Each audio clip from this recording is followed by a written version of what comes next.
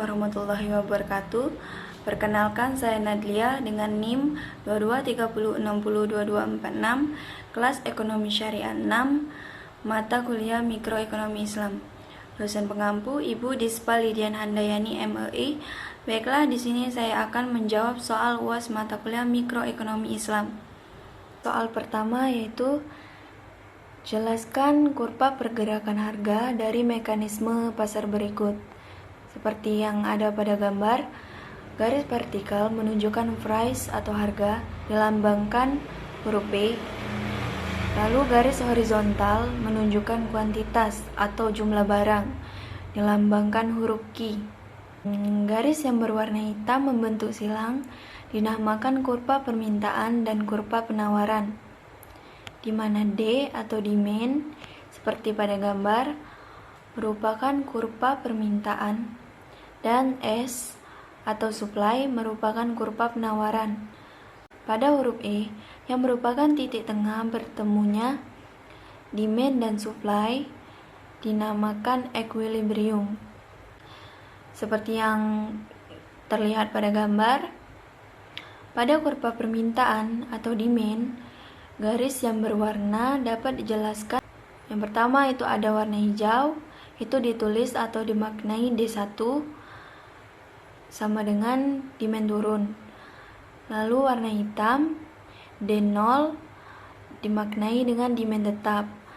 Lalu warna kuning D2 dimaknai dengan demand naik. Selanjutnya pada kurva penawaran atau supply, garis yang berwarna dapat dijelaskan juga bahwa warna ungu itu S1 atau supply turun, warna hitam itu S0 atau supply tetap, warna merah itu S2 atau supply naik. Penjelasan masing-masing dari titik huruf. Titik T itu supply-nya tetap, demand-nya naik, dan harganya naik. Titik U, supply-nya turun, demand-nya naik, dan harganya juga ikut naik. Titik P, supply-nya turun, demand-nya tetap, dan harganya turun. Titik W, supply-nya turun, demand-nya naik, dan harganya naik. Titik X, supply tetap, demand naik, dan harganya turun. Titik Q, supply-nya naik, demand-nya turun, dan harganya naik. Titik R, supply naik, demand-nya tetap, dan harganya naik. Titik Y, supply-nya naik, demand-nya naik, dan harganya naik. Soal kedua yaitu jelaskan perbedaan antara tadlis dan tagrir, serta beri contoh dari masing-masing bentuk tadlis dan tagrir. Tadlis dan tagrir terjadi karena adanya incomplete information.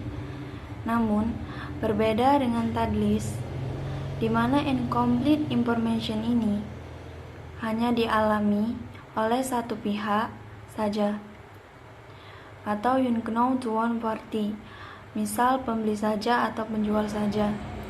Sedangkan dalam tagrir, incomplete information ini dialami oleh kedua belah pihak, baik pembeli maupun penjual. Dalam ilmu ekonomi, tagrir lebih dikenal dengan uncertainty, ketidakpastian atau resiko.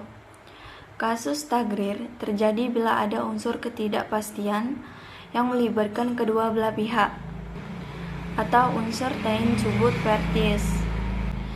Contoh tadlis yang pertama yaitu tadlis dalam kuantitas. Misalnya, menjual baju sebanyak 1 kontainer karena jumlah yang banyak dan tidak mungkin untuk dihitung satu persatu. Penjual berusaha melakukan penipuan dengan mengurangi jumlah barang yang dikirim. Tadlis dalam kualitas. Misalnya, pedagang yang menjual komputer bekas dengan kualitas premium dalam kondisi 85% baik, sedang seharga 4 juta. Nyatanya tidak semua penjual menjual komputer bekas dengan kualifikasi yang sama. Tadlis dalam harga. Misalnya, Seorang supir taksi yang menawarkan jasanya kepada turis asing dengan menaikkan harga di atas harga normal. Selanjutnya yaitu tadlis dalam waktu penyerahan. Misalnya seorang penjahit pakaian yang mengatakan akan menyelesaikan jahitannya dalam 3 hari, namun kenyataannya malah sampai ke penerima setelah 3 minggu. Contoh tagrir. Yang pertama itu ada tagrir dalam kuantitas.